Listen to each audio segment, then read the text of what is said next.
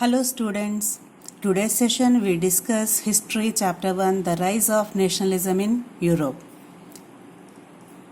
This lesson starts with a painting by Frederick Sorio in the year 1848, and the title of this painting is The Dream of Worldwide Democratic and Social Republic. As you all know, present many countries are there which are democratic, and it's a common feeling for us. But there was a time when a feeling of democracy, equality, fraternity, these are all like a dream for them. It's like utopian vision for them. Here you can see the word utopian, in the sense a vision of a society that is so ideal that it is unlikely to exist. So when Frederick Sorio has done this painting, it was like an utopian vision for them. And you can see a long train of people marching towards this Statue of Liberty. And Statue of Liberty can recognize holding a torch of enlightenment in one hand and the Charter of Rights of Man in another hand. And you can see in this painting, USA and Switzerland already crossed the Statue of Liberty, which indicates that USA and Switzerland, these are the two nation states which are being formed earlier, whereas France, the tricolor flag, struggling for making it as a nation state, and followed by Germany and many other countries. And here interesting thing is the flag of golden, red and black, which indicates Germany. The interesting fact here is, when Frederick Sorio has done this painting, there is no country called Germany. They were the German speaking people, but there is no country called Germany which exists. At that time it was a utopian vision, like imaginary thing, but now it's a reality. So in this lesson we are going to discuss, I think with this picture you got clarity, that in this lesson we are going to discuss how the nation states are being created in Europe. From monarchical rule, monarchical form of government, how the European countries have switched themselves towards the democratic countries. So as you have seen in this picture, you can see men and women of all ages and social classes marching in long train through the Statue of Liberty. And Statue of Liberty holding torch of enlightenment in one hand and the Charter of Rights of Man in one hand. And as you can see, United States and Switzerland already crossed it, whereas France revolutionary tricolor just reached the statue, whereas Germany, which does not exist, but he has imagined that German people also will become, people also will fight for their nation state, and one day Germany will become the nation state, followed by two Sicilies, Lombardy, Poland, England, Ireland, Hungary and Russia. Sorio has imagined that all these country people marching towards Statue of Liberty and expecting becoming a nation state. And you can see Christ, angels and saints gazing upon the scene. As you can see here, Christ, angels are gazing on the scene and blessing their people. And at the bottom you can find this one. You can see the word used here is absolutist. Absolutist, simple term we can call it as monarchical rule. You can see the symbols of monarchical rule all destroyed, which symbolizes that monarchy is destroyed. Christ and angel saints are all blessing the people, and people in a long train marching towards the crossing the Statue of Liberty, in the sense becoming a nation state. They have come out of the results of the monarchical form of government. That was the utopian vision of Frederick Sorio. So this chapter we will discuss the diverse process to which these nation states have been turned out of the monarchical form of government, and how democracy has been set up all over Europe. And in Socio you can see Ernst Renan definition or defining what is a nation. In a lecture delivered at University of Sorbonne, Ernst Renan has defined what is a nation. In his words, a nation is a culmination of long past of endeavors, sacrifice, devotion. And at the same time he mentioned that existence of daily plebiscite also requires, in the sense direct vote Plebiscite in the sense direct vote by which people of a region are asked to accept or reject a proposal. In the sense, in simple terms, people's participation, people's rule, democracy. So a nation state is been defined by Ernst Renan. And if you remember French Revolution, try to recollect your class 9 history chapter, French Revolution, where we have studied the common people revolting against the monarchical form, and then France turning from monarchical form of government to constitutional monarchy, and then again one more revolution making the constitutional monarchy to turn into republic. Remember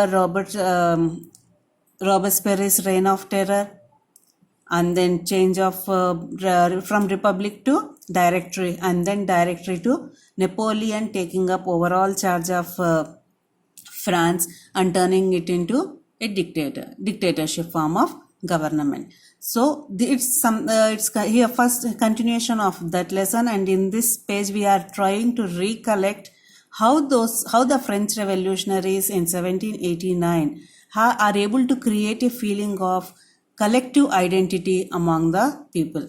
Otherwise, till then, if you remember, French society was divided into 3 estates: first, second, and third estate. First and second estate by clergy and nobility, who are enjoying all the privileges, no need to pay tax, and all the benefits they are enjoying. Whereas third estates, which consist of businessmen, merchants, workers, laborers, farmers, these are the people who have to work hard, who have to pay the taxes. So no benefits, no privileges for them.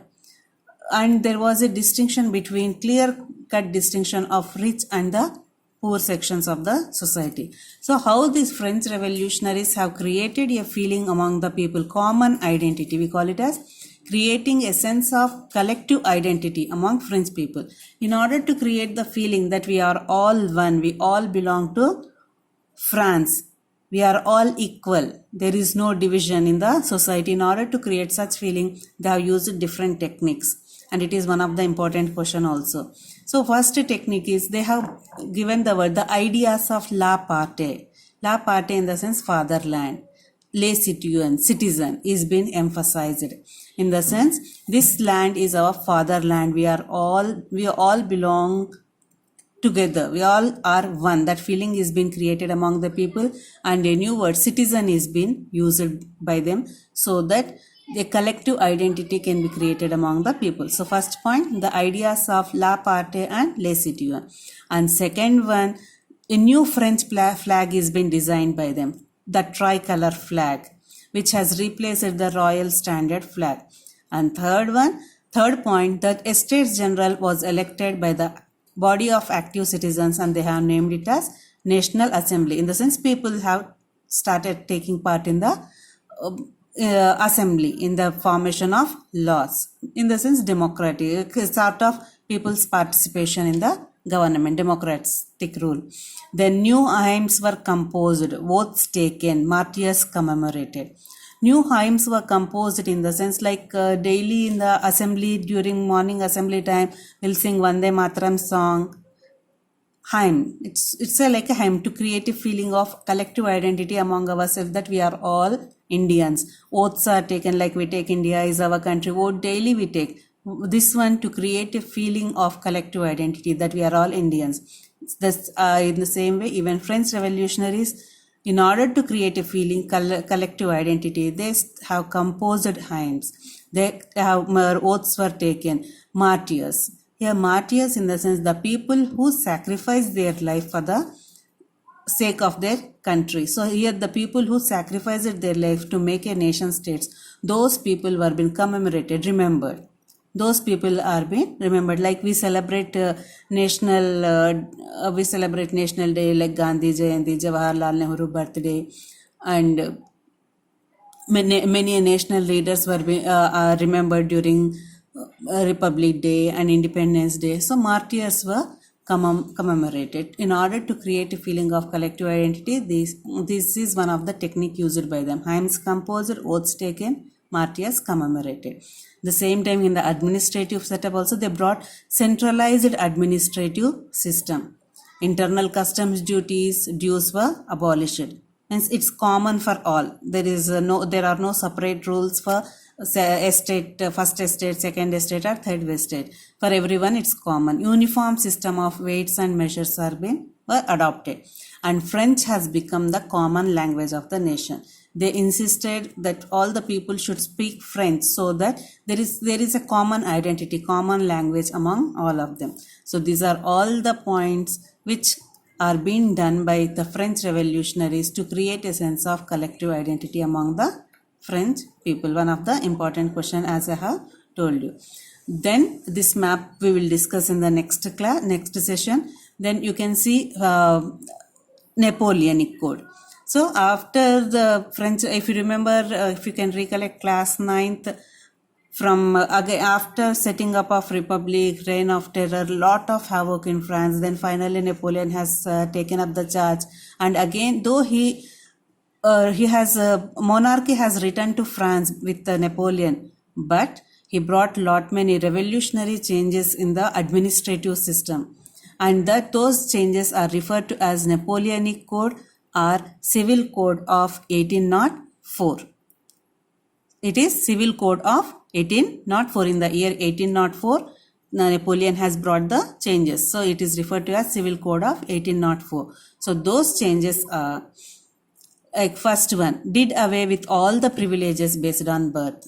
Means all the first estate, second estate, enjoying the birthright privileges, those are been removed. Now everyone is equal and everyone has to pay the tax to the government. Next, established equality before law. The same, like as I said, everyone is equal before law. There are no separate rules for rich or the poor. Everyone is equal before law. Third one, secured the right to property. Whoever has earned the property, it belongs to him only. It's not that it goes to noble or the clergy. Whoever has earned the income, that property belongs to him. So he secured the right to property. Along with that, many other changes brought down by him were, he simplified administrative divisions, like he abolished the feudal system. Feudal system, in simple terms, we can call it as zamindari system. If you remember, the vast area of land and the control of zamindar, and everyone has to pay taxes to him and abide by him. But here he removed that feudal system. Along with that, he freed peasants from serfdom. Serfdom in the sense here bonded labor, like forcing the people to do the work without any money, without any payment. Such a system is known as serfdom. So he abolished serfdom, he abolished feudal system. Along with that, manorial dues also. Manorial dues in the sense taxes to be paid to the clergy or the nobility, which are being removed by him.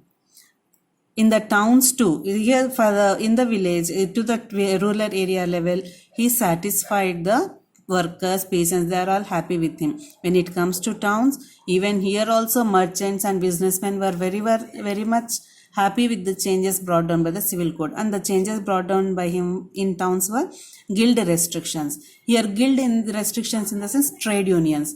Earlier traders had a lot of restrictions to move, to do their trade, to sell the product, to reach the market. Many restrictions they had to go through. So all those restrictions were removed. Now traders are free to move and sell their product.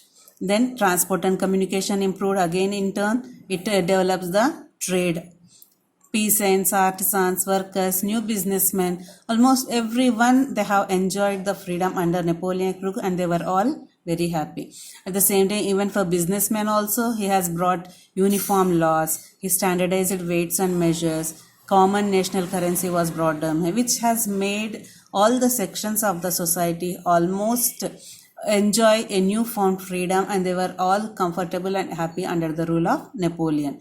And this Napoleonic Code is being when it extended to areas where Napoleon has occupied, even those people are also very much happy, and they have welcomed French armies, as they thought with though it's another country, ruler coming and occupying their country, people were very happy and they have welcomed the French armies to come and occupy their country. But all these positive points of Napoleon turned into hostility, turned into negativity due to 3 reasons. And those 3 reasons are increased taxation, censorship, and forced conscription. Increased taxation, as you know, he has increased the taxes. Censorship, in the sense, control on media. Whatever should reach the public, there is a lot of control. People cannot speak against him anything. Censorship introduced by him. Forced conscription. Conscription, in the sense, forcibly taking people into the army. So why he has done these three things? Napoleon's major goal is to rule the world. He wanted to conquer all over Europe first. He wanted to conquer the rest of the Europe. In order to conquer, he need to have war. So for war, he need people. For that people, he started taking people into the army. One negative point. And for war, he needs a lot of money. So he started increasing the taxes. And next, censorship. People should not, to cut the revolution, he introduced censorship. So because of these three reasons, all the positive points of negative Napoleon Code has been set aside, and people slowly started hating Napoleon for this, for his desire to rule or conquer the rest of the world. So here you can see the word all seemed to overweight the advantages of the administrative changes. Hope you have understood this topic. So first we have started with the idea or utopian vision of Frederick Sorio, followed by Ernst Renan definition of what's a nation. Then we have discussed about French revolutionaries, how they have created a sense of collective identity among the people. And then we discussed about Napoleonic Code. Then finally, the things which made Napoleon